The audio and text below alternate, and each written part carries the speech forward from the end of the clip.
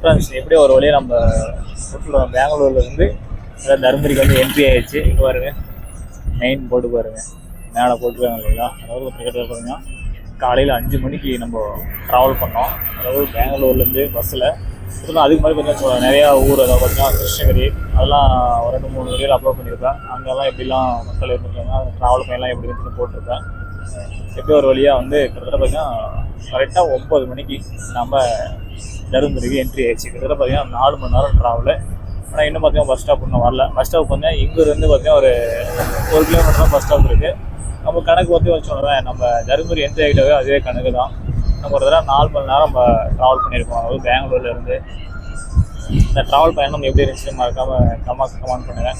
இதுக்கு முன்னாடி நிறைய ஒரு 2-3 வீடியோ அப்லோட் பண்ணியிருக்கோம். அதாவது அந்த பெங்களூர்லேருந்து ட்ராவல் பண்ணுறதும் சரி, அது இல்லாமல் அங்கே இருந்த இப்படி இடம் லொக்கேஷனு எல்லாமே அந்த வியூ பாயிண்ட்டுகளும் சரி நம்ம சும்மாவே திருப்பி சொல்லிட்டு தான் சரி. நீங்கள் வந்து டென்ஷன் ஆகிடுவீங்க, அதனால் நீங்கள் அதை பார்த்துட்டு எப்படி இருக்குங்கிறது மறக்காமல் சொல்லுங்கள். இது பார்த்தீங்கன்னா இந்த ஊர் பார்த்தீங்கன்னா சின்ன தருமபுரி சொல்லுவாங்க. அது சின்ன தருமபுரியில் சாரி பழைய தருமபுரி.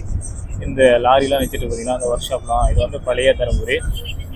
அதுக்கு முன்னாடியெல்லாம் வந்து நிறையா, அதாவது அந்த காலத்தில் கிடையாது, ஒரு குறிப்பிட்ட ஒரு 2000 முன்னாடி, அதாவது 1990 அந்த காலகட்டத்திலாம் பழைய தருமபுரி. அதாவது எல்லா மக்கள் எல்லோரும் பார்த்தீங்கன்னா இங்கே தான் வரும் பெரியவங்க பாருங்கள். இனிமேல் அந்த கூழ் அதாவது வாங்கி சாப்பிட்டு வாங்கி சாப்பிட்டு உட்காந்துருக்காங்க. அது பார்த்தீங்கன்னா அந்த காலத்தில் பார்த்தீங்கன்னா 1990 பழைய தருமபுரினா இங்கே தான் வரணும். அதாவது பஸ்ஸில் சரி இங்கே நிறைய மக்களை வந்து காய்கறிகள் வியாபாரத்துக்கும் சரி நிறைய பிஸ்னஸும் சரி இது இங்கே தான் வரணும். சமீபத்தில் இப்போ தான் வந்து புது தருமபுரி அது வந்து அங்கே பெயர் மாற்றப்பட்டிருக்குது. இன்னுமே நீங்கள் பழைய தருமபுரினா இது இங்கே தான் நீங்கள் வரணும். இப்போ நிறைய குட்டீஸ்லாம் ஸ்கூல் வெளியே பயந்துக்கிறாங்கன்னு நினைக்கிறேன். நான் ஒரு கரெக்டாக இந்த கெஸ் பண்ணேன், ஒரு 3 மணி நேரத்தில் போயிடும் கெஸ் பண்ணேன். ஆனால் பட் இங்கே பார்த்தீங்கன்னா அது ஒரு கிட்டத்தட்ட 4 மணி நேரம் அப்படியே ட்ராவல் ஆகிடுச்சு. இருந்தாலே பரவாயில்லையே, கிட்டத்தட்ட ஒரே நாள் தான் அந்த வண்டியை நிப்பாட்டினார். எங்கன்னா வச்சுக்கோங்களேன், நம்ம கிருஷ்ணகிரியில் மட்டும்தான் அந்த பஸ் ஸ்டாப் மட்டும் தான் நிப்பாட்டினார். இது பார்த்தீங்கன்னா ஒரு 10 நிமிஷம் பாட்டிருப்பார்.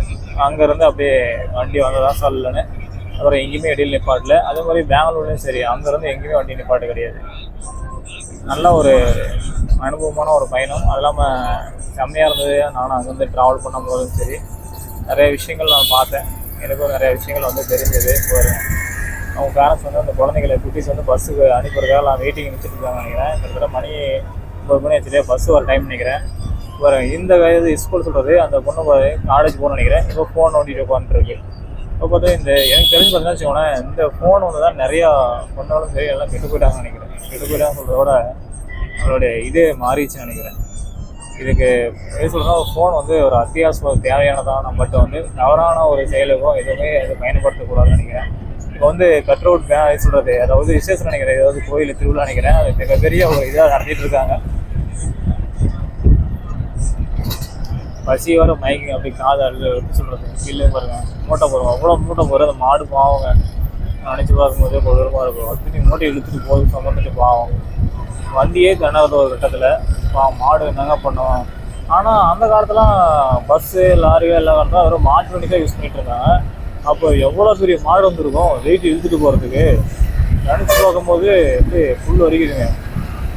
ஆமாம், பயங்கரமாக இருக்குது. ஆனால் பயமாக சொல்கிறத விட பயமாகவே இருக்குது. ஏன்னா இப்போ தான் அந்த வண்டியெலாம் லாரி பஸ்ஸெலாம் வந்துச்சு இல்லையா. அப்புறம் அந்த காலத்தில் பார்த்தீங்கன்னா வெறும் மாட்டு வண்டி, ஒரு சில விஷயங்கள் அப்புறம் தூக்கத்துக்கு வந்து நிறையா ட்ராவல் பண்ணுறதுக்கெலாம் வந்து வண்டிலாம் கிடையாது. மாட்டு வண்டி தான் போயிட்டுருப்பாங்க மக்கள் எல்லாருமே. அப்புறம் வந்து மாட்டு வண்டி எங்கே பார்த்தாலையும் இருக்காது. ஏதோ ஒரு வீட்டுக்கு ஒரு மாட்டு வண்டி தான். எவ்வளோ பெருசாக அந்த அதுக்கு வந்து பார்த்தீங்கன்னா வச்சுக்கோங்களேன், அந்த ஹை கிளாஸில் இருக்கவங்க பார்த்தீங்கன்னா அந்த அப்பையும் அவங்க மட்டும் தான் வச்சுட்ருப்பாங்க நினைக்கிறேன். ரோட்டை பாருங்கள் எல்லாம் இந்த வடக்காந்து பாருங்கள். இந்த காரை வந்து ஏதாவது பிளாஸ்டிக் கார் தான் அதான் கம்மி விலையை வாங்கிட்டு வந்து இங்கே வந்து உள்ள மக்கள்கிட்ட வந்து எழுதி நிற்கிறது. நவீன பார், அதாவது பார்த்தீங்கன்னா ஹைவேஸில் முன்னாடியே பார். இப்படின்னா இப்படிங்க ஆகிறது இடம் தருமபுரிக்கு உள்ள, அதாவது 4 ரோடு வந்துடலாம்.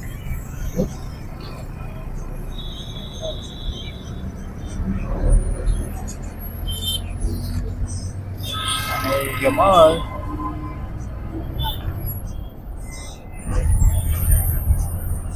வேற லெவலுங்க. எதிர்பார்க்காத ஒரு விஷயம். இன்னைக்கு தான் ஒரு மனசு அப்படியே ஒரு சாதிச்சிட்ட மாதிரி ஒரு திருப்திங்கிற மாதிரி. என்னத்தையும் போய் சாதித்தோம், ஒன்றும் சாதிக்கல. அங்கே இருந்து ஒரு வீடியோ மட்டும் எடுத்து வந்து போட்டோம். வீடியோ எடுத்து வந்து போட்டால் மட்டும் என்ன பெருசாக ஆகிட போதா? வேற மாதிரிங்க ஒருத்துப்புறமா ஒருத்து வீடியோ எடுத்து வந்து போட்டோம். ஆனால் என்ன ஆகிருப்போது, பெருசாக வந்து வியூஸே போகாது. சும்மா 1 2 எல்லாம் 10 வியூஸ் போகும், அவ்வளோதான் போக நினைக்கிறேன். இதுக்கு மேலே போயே போகாது.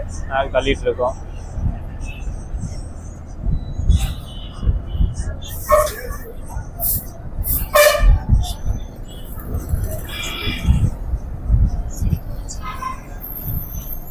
ஷோரூம் என்ன ஷோரூம் தெரியலையே, ஹோண்டா ஷோரூம். ஓரணி தமிழ்நாடா? முடிஞ்சுதுங்க சோழி.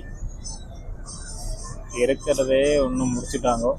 ஒன்றும் இது வரையா இங்கே வந்து மார்க்கெட்டுங்க ஃபுல்லாக வந்து தருமபுரி மார்க்கெட்டு, அதாவது உழவர் சந்தைன்னு சொல்லுவாங்க இல்லையா, அந்த மாதிரி பாருங்க எவ்வளோ மக்கள் பாருங்க, இவ்வளோ பேராங்க பாருங்க.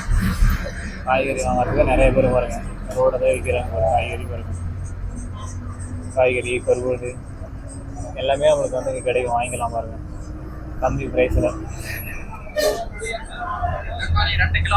தக்காளி வந்து 2 கிலோ 50 ரூபாயாங்களாம். அதை பார்த்தீங்கன்னா இங்கே வந்து ஆர்கானிக் முறையில் வந்து காய்கறி, அதை பார்த்தீங்கன்னா நம்ம விவசாயிகிட்ட வந்து நேரடியாக கொள்முதல் செஞ்சு அவங்ககிட்ட வந்து வாங்கிட்டு வந்து சில பேர் வந்து வியாபாரிகளை வந்து விற்கிறாங்க.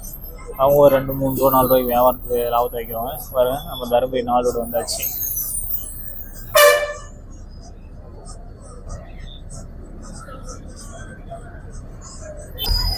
எக்கச்சக்கமான கூட்டம் அது பார்த்தீங்கன்னா வருங்க. அப்பா இதே அப்படி நிச்சயம் தெரியல, வேலைக்கு போகிறதுன்னு நினைக்கிறேன். இதெல்லாம் இந்த சிட்டாள வேலைக்கு, அதாவது பார்த்தீங்கன்னா எக்கச்சக்கமான கூட்டம் வச்சுட்டு இருந்தாங்க. இந்த வழியே தான் பஸ் ஸ்டாண்டுக்கு போய் ஆகணும், தருமபுரி பஸ் ஸ்டாண்டுக்கு உள்ள. அப்புறம் போய் மாதிரி பார்த்தீங்கன்னா அந்த பஸ் வளையுது பாருங்க, அது உள்ள போனால் சரி தருமபுரி பஸ் ஸ்டாப் கிடையாது, பஸ் ஸ்டாண்டு. அங்கே வந்து நம்ம இங்கே லோக்கல் ஏரியா உள்ள எல்லாத்துக்கும் டவுன் பஸ்ஸும் சரி, அது இல்லாமல் வேறு மாவட்டத்துக்கு போகிற பஸ்ஸும் இங்கேருந்து உள்ள போய்க்கலாம் நீங்கள்.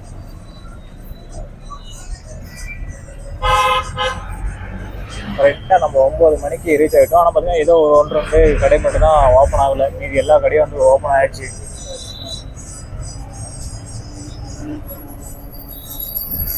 இந்த வீட்டில் கொஞ்சம் உழைப்புன்னு நினைக்கிறேன். எப்படி பேசுறதே எப்படி ரிப்பீட்டாக பேசிட்டு நினைக்கிறேன்.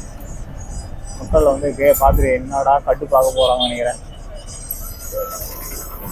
எப்படிங்க பார்த்துக்கலாம் மக்களே, என்னதான் நாடகட்டுன்னு பார்த்துக்கலாம்.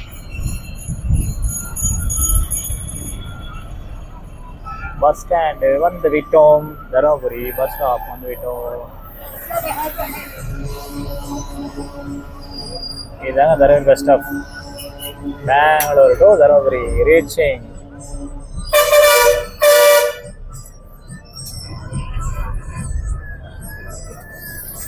ஃபினிஷிங் பண்ணிட்டோம் ஒரு வழியாக. நம்ம ஒரு ட்ராவலை வந்து ஃபினிஷிங் பண்ணிட்டோம்.